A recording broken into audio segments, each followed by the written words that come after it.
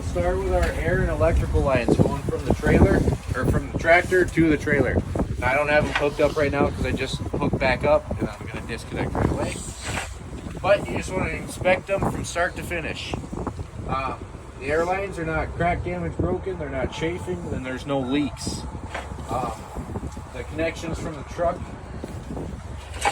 and what will go on the trailer are securely mounted, they're not crack damaged in any way. Same with the electrical line, the electrical whip, the plug, and the line to the other plug is in good condition. It's not crack damaged or broken, it's not frayed, it's not chafing the wire either, so there's no exposed wires. We already went over the connection on section C here with everything. We got the service air line for the foot brake or the pedal. We got the emergency air line that supplies the trailer. And then we got the electrical plug.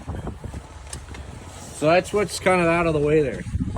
Everything else, for the most part, is going to be a sandwich of things right over here.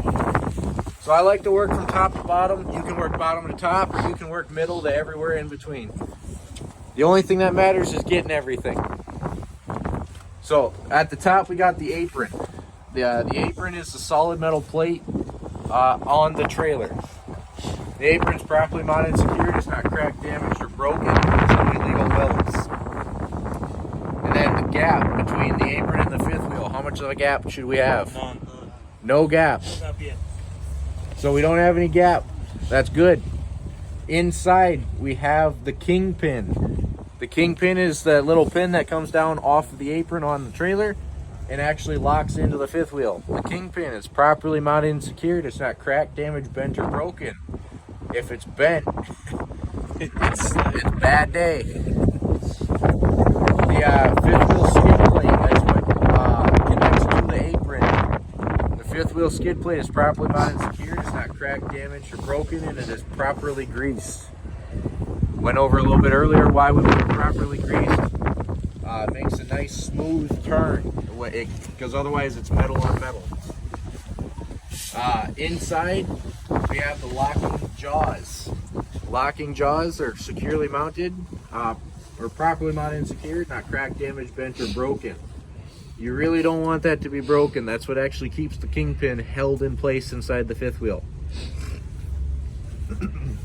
Excuse me. Right here we have the fifth wheel release arm, or fifth wheel release pin. Properly mounted and secured. It's not cracked, damaged, bent, or broken. Right here we have the fifth wheel slide rail. It's properly mounted and secured. It's not cracked, damaged, bent, or broken. On the inside of the fifth wheel, it kind of locks into these teeth here, if you guys can see that. On the inside of the fifth wheel, we have the locking slide pins. Locking slide pins are properly mounted and secured, not cracked, damaged, bent, or broken. If they're broken, this fifth wheel is going to slide from end to end. And all it is just a piece of welded metal here that's going to stop it on either end.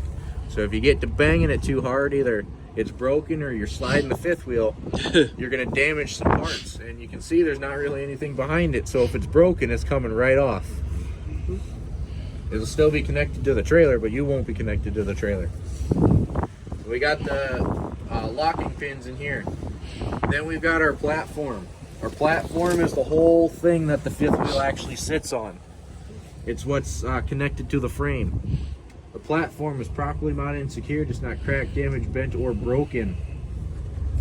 Then we got the platform or the fifth wheel mounting bolts. I believe they're interchangeable. They're these 1, 2, 3, 4, 5, 6, 7, 8 bolts. There might be another one under here, under this guard here, on either side. All my platform mounting bolts are properly mounted and secure. They're not cracked, damaged, bent, or broken. There's no silver threads or rust trails indicating that any of these may be loose. And before we move on real quick, I just want to make sure I haven't forgotten nothing so far. I've got my airlines, I've got my apron, my kingpin, my locking jaws, my gap, my fifth wheel skid plate. I've got the fifth wheel itself. I've got the fifth wheel release arm.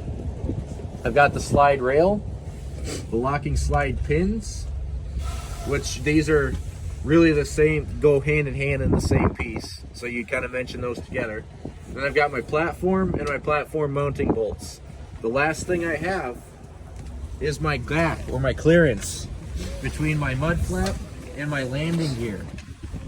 You gotta have adequate clearance between them, because when you're maneuvering or making turns, you don't want your landing gear to get hung up on your mud flap.